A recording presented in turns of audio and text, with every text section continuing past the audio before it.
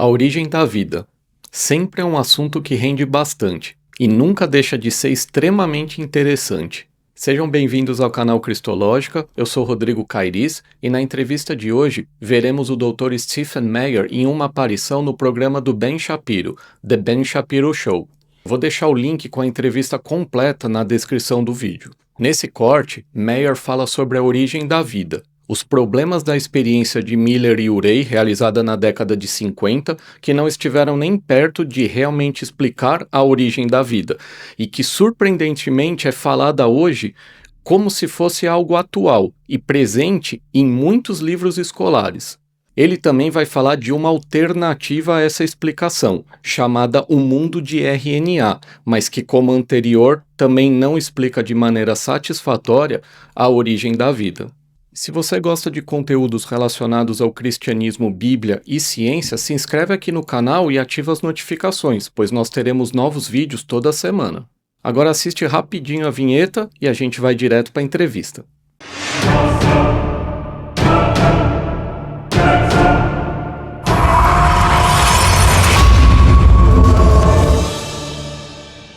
Certo, então vamos falar sobre o problema da origem da vida. A questão é, como a vida orgânica surgiu a partir de material não orgânico? Existem alguns experimentos realizados no início do século XX, nos quais, sob certas condições, parecia que talvez material orgânico pudesse ser criado a partir de material não orgânico, mas realmente, como você aponta, não houve uma grande explicação de como o material não orgânico poderia criar um sistema de informação como o DNA. Gostaria de saber se você poderia esclarecer isso. Certo, então sim, o experimento famoso ainda presente em muitos livros de biologia é o experimento de Miller e Urey, de 1952-1953.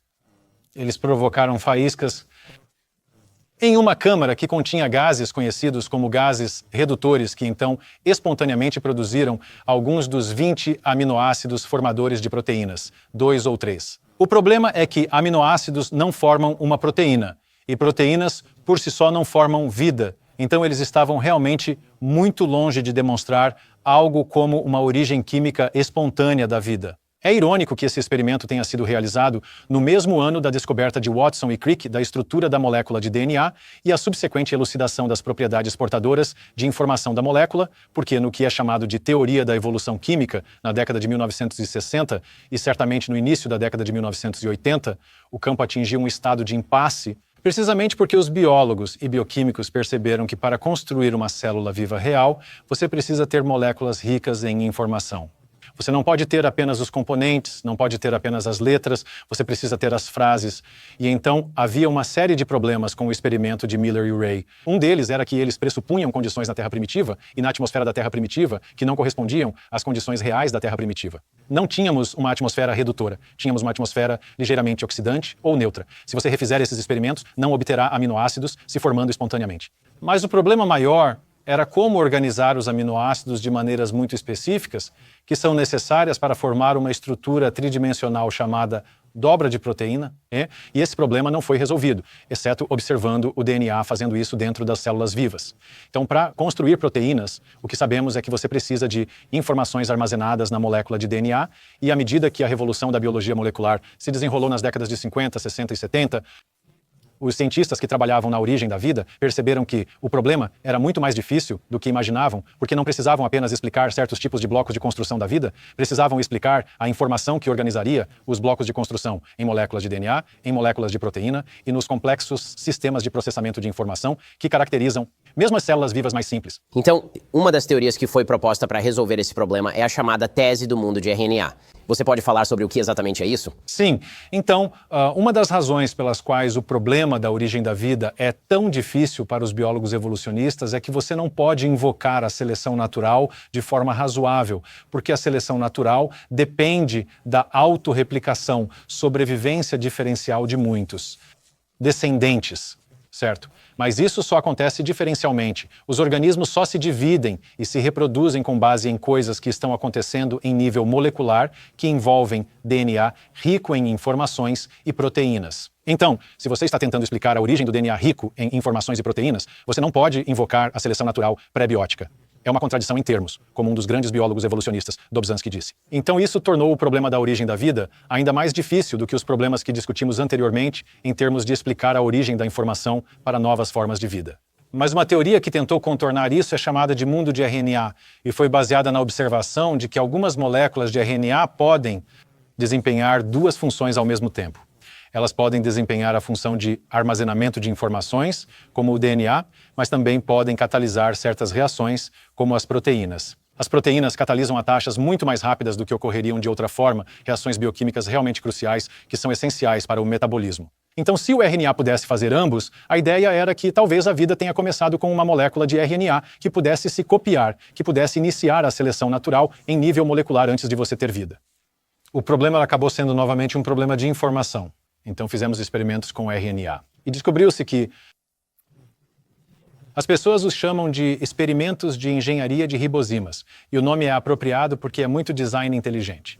É muita engenharia, mas as pessoas tentaram engenhar moléculas de RNA organizando a sequência de bases. O RNA, como o DNA, tem essas bases que carregam informações e elas organizaram as bases de forma muito específica para tentar construir moléculas de RNA que se copiassem para iniciar um sistema autorreplicante que iniciaria a seleção natural. O problema é, número 1, conseguimos projetar algumas moléculas de RNA que copiam cerca de 10% de si mesmas, mas apenas se as bases forem organizadas de forma muito específica, o que significa que para iniciar um sistema autorreplicante, você precisa ter informação. E de onde vem a informação?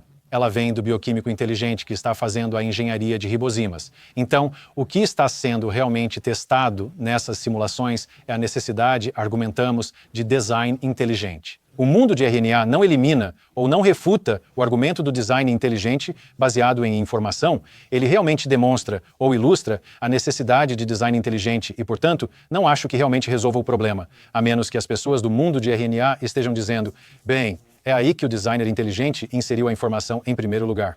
Ok, então parece que a maior resistência que você recebeu, obviamente em termos de design inteligente, é o termo design inteligente, porque parece que a maioria das críticas que você fez ao neodarwinismo são bastante aceitas.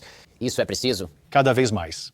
Em 2016, vários de nós fomos e participamos de uma conferência na Royal Society de Londres, obviamente em Londres, e foi um grupo de biólogos evolucionistas líderes que convocaram a reunião para abordar novas tendências na biologia evolutiva, como chamaram. Foi uma maneira inócua de dizer que o neodarwinismo está morto e precisamos de uma nova teoria.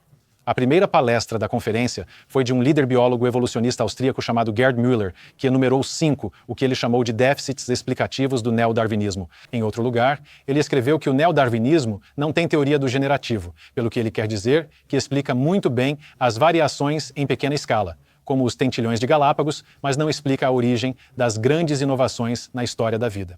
E assim, muitos biólogos evolucionistas agora...